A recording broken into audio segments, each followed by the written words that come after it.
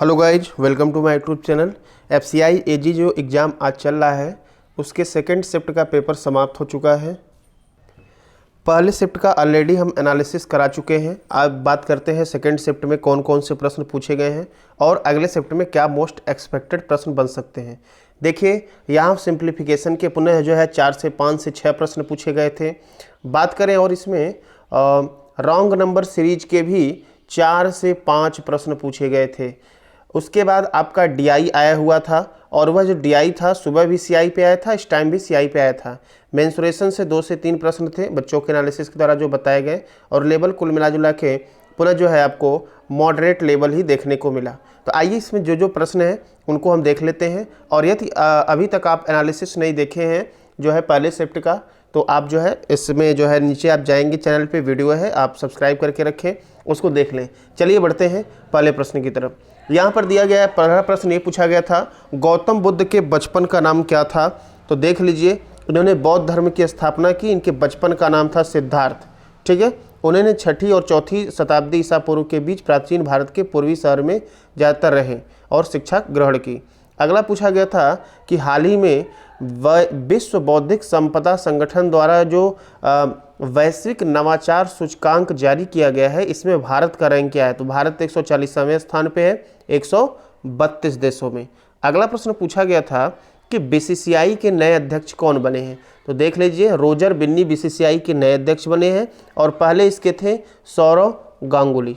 अगला प्रश्न पूछा गया था कि नीति आयोग का गठन कब हुआ था। स्थापना 1 जनवरी 2015 को नीति आयोग का गठन हुआ था। नीति के फुल फॉर्म की बात करें तो national institution for transforming India. ठीक है भाई, चलिए। और पहले योजना आयोग के स्थान पर ये आया, इसके अध्यक्ष होते हैं प्रधानमंत्री। अगला यहाँ पर है, पूछा गया था किसे फ्रंटियर गांधी के नाम से जानते हैं। तो खान अब्दुल गफ्फार खान को, यहाँ पर आपको दिख रहे हैं, इन्हें फ्रंटियर गांधी के नाम से जानते हैं। सीमा प्रांत और बलूचिस्तान के एक महान राजनेता थे जिन्होंने भारत के स्वतंत्रता संग्राम में भाग लिया और अपने कार्य और निष्ठा के कारण सरहदी गांधी, देख लीजिए भाई, सीमांत गांधी भी कहते हैं और सरहदी गांधी भी कहते हैं। बच्चा खान तथा बादशाह खान के नाम से, इतने नाम से इनको पुकारा जाता है। अगला देख लीजिए, प्रश्न पूछा गया था अंतर्राष्ट्रीय इंटरनेशनल सोलर अलायंस आईएसए का मुख्यालय पूछा गया था। तो अंतर्राष्ट्रीय सौर गठबंधन का मुख्यालय गुरुग्राम में है। 2015 में इसकी स्थापना फ्रांस के पेरिस में मोदी जी ने की थी। चलिए, अगला प्रश्न पूछा गया है कि भारत में कितने पेमेंट बैंक हैं। तो देख लीजिए, पहले जान लेते हैं पेमेंट बैंक होता क्या है। पेमेंट बैंक भारत में मौजूद कमर्शियल बैंकों से अलग प्रकार के बैंक है। पेमेंट बैंक जनता की सामान्य बैंकिंग की ज़रूरतों को तो पूरा करेंगे, लेकिन कुछ प्रतिबंधों के साथ। जैसे पेमेंट बैंक लोगों के करंट और बचत खाते खोल सकेंगे, लेकिन लोगों को क्रेडिट कार्ड नहीं दे सकेंगे।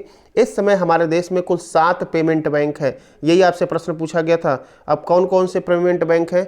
एयरटेल है, India post payment bank, Fino payment bank, Paytm payment bank, Aditya Birla, Idea payment bank limited, Jio payment bank और एनएसडीएल पेमेंट बैंक। ये 7 पेमेंट बैंक है।